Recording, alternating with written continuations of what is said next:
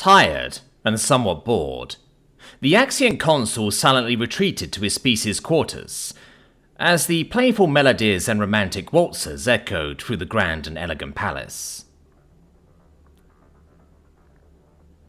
Had already enough, Uncle? Yes, dear nephew. Mind if I take a seat next to you? The young adjutant extended his arm towards the chair opposite him with a bright smile. As the diplomat sat down, his brother's son poured some hot beverage to quell his thirst and calm his senses. This is... stuttered the weary Axian, as his pupils widened after taking a sip from the cup. Darjeeling. First flash. It just came as a gift. Apparently one of the finest batches of the season. Uncle, are you feeling well? He worriedly asked, after noticing the pale look on his face. I'm sorry. I'm fine. I haven't tasted this in a while. A long while, replied the venerable politician, with a sad, concealed undertone, one that would have gone unnoticed by most. Is there something you want to tell me, Uncle? Said the other, having picked up the sorrow hidden under many years of experience on the political stage. Well, we still have plenty of time before someone comes looking for me. Mind if I tell you a story? It's a sort of burden that I have been carrying all this time, unbeknownst to everyone. Hearing these words, the young Axian put down his drink and assumed an appropriate posture. As the background music lightened the atmosphere, the consul began to speak softly. As you well know, long ago, before I stepped into the political landscape, I used to sail the cosmos, navigate the stars. His nephew was very well acquainted with the numerous travels and findings of his uncle, as all Axians did. The one sitting before him was considered a modern-day hero by his people, someone who relegated everything and everyone on the sideline to pursue knowledge, to discover the unknown. I was just an adolescent when I departed for the first time. How silly of me. When I was merely 62 years old, all I wanted was to leave my parents' house, escape from my clan's suffocating grasp. I wanted to be free. I wanted to feel free. The consul drank another heartfelt sip, taking a moment to breathe in, to let his taste bulbs fully appreciate the reminiscing aroma. I had everywhere to go, but no destination or purpose. For a couple of years I drifted here and there, visiting many famous planets and renowned stations, trying to find something that would catch my fleeting interest in life. Then I stumbled onto Earth. What I found on that newly discovered planet was truly mind-blowing, but that's a story for another time. Of much more importance is who I found. The Axian gently brought the cup to his lips before resuming his story. Her name was Lucy. She was a young human female of 27 years, who just completed her higher education. I was wasting my time in a particular establishment that served mainly brewed beverages.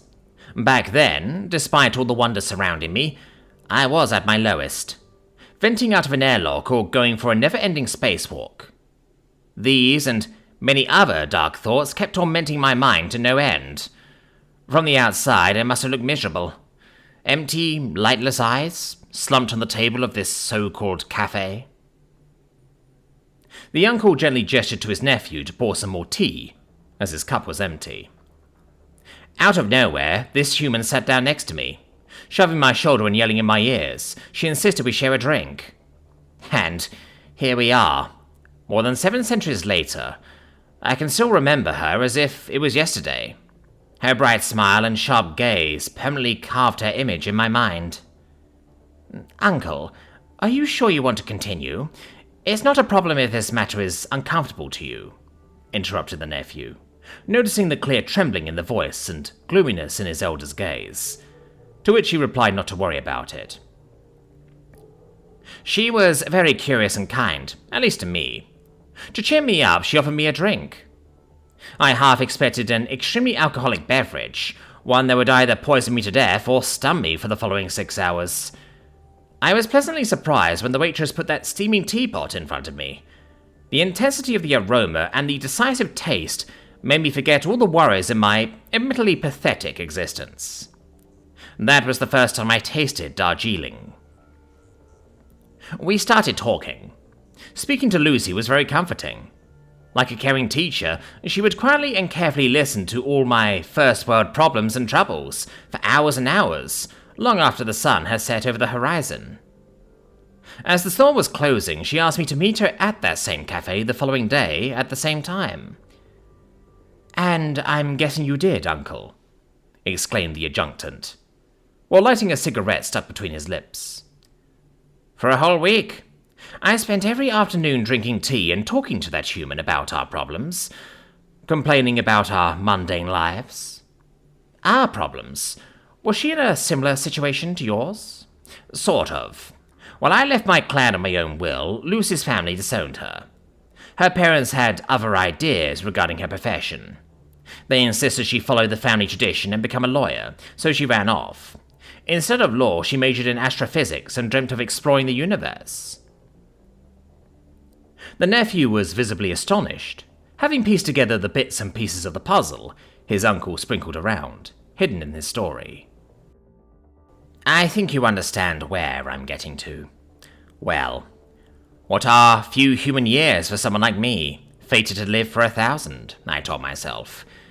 There I was, with a boatload of money and nothing to do, while she was penniless with everything to accomplish.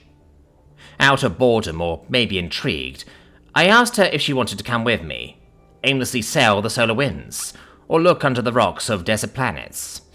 She said yes." "So that's how you started your legendary career as a space explorer?" "Not exactly, my dear nephew. There is still half a century before that. With my unlimited funds, I bought a modest ship. She wasn't the fastest nor the prettiest, but she was highly modular, which would come in handy later, as over the years we kept adding sensors and workstations to expand our scientific capabilities. How funny.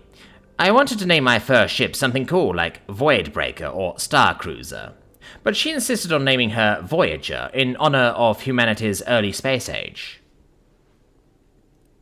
Taking a sip every few sentences, word after word, the old Axian kept lighting the mysterious burden on his conscience. As he continued speaking, it was clear that reminiscing and sharing his experiences filled him with pride and joy, even if he did not realize it. "For over 4 decades we traveled far and wide, mapping and exploring this mysterious ocean of stars that Terrans call the Milky Way. Here and there, some other random outcast would join the crew for a couple of expeditions, but most of the time it was only the two of us. Time with her flew by.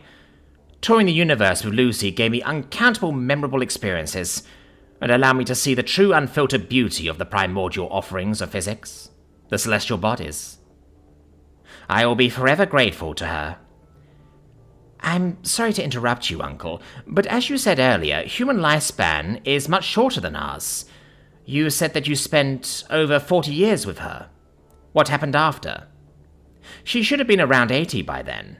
A Terran of that age would be considered almost venerable by our standards." "Yes, that's true," replied the consul. His eyes slightly watered with salty tears. The young Axiom was confused and unsure how to react to this sudden show of emotions from the usually cold and methodic politician. One day, she was gone.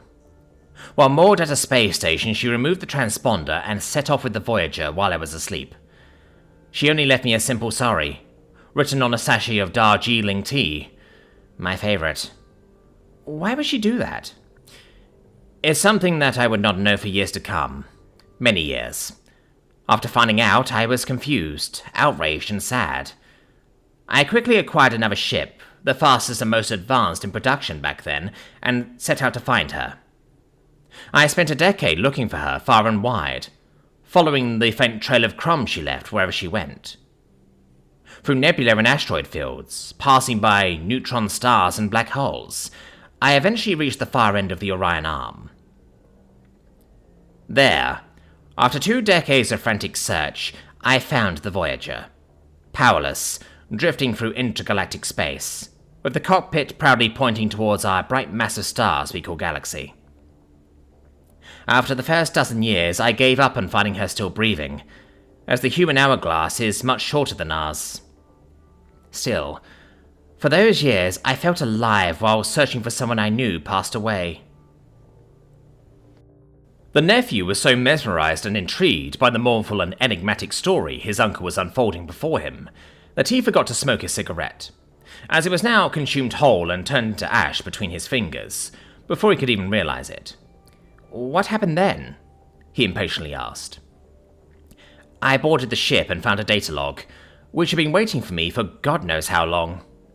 Its contents answered all the decades-long questions that painfully weighed down my heart. Hello. I hope this message finds you well. I know I left in a hurry, but to tell the truth, I was scared and insecure. I didn't want you to see me grow old, see me wither away under your eternally youthful eyes.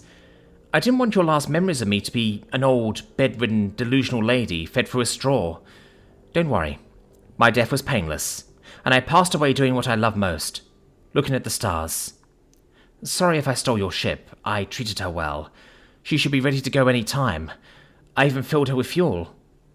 On the main computer, you will find the data of all the research and discoveries we have accumulated over the years. It's all yours now. Don't look for me. I'm going for one last walk. It's all thanks to you. It's thanks to you that I could achieve my dream. It's thanks to you that I could have a fulfilling existence. And it's thanks to you that I was never alone. Thank you. Thank you for having been with me on this journey. My safari might have ended, but yours has many more stages left. Take the Voyager, and do what its namesake calls for. My last will is for you to turn around, look at our beautiful galaxy, and remember me not for my death, but for my life. The young Axiom was speechless, motionless. Not all the words in the unified vocabulary could express the storm of emotions raging in his mind. So, all the research that made you famous, it was that human's lifelong work? Yes, sort of. A life of pure fondness and dedication to the subject. To say it's hers solely would be a disservice to me, my dear nephew. Don't you think I would have quit that whole thing if I was not interested?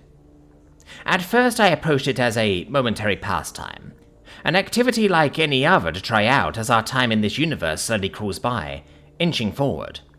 But her joyfulness, her passion, and her brightness made me change my mind. I fell in love with exploration, discovery, and the search for knowledge. So what did you do then? I simply resumed the work I had put on hold years before to find her. I went back to studying the cosmos, although before that, I had some unsettled matters to close. Like what? Even if she never mentioned or asked for it, I had the duty to grant her a proper funeral, even if only symbolically.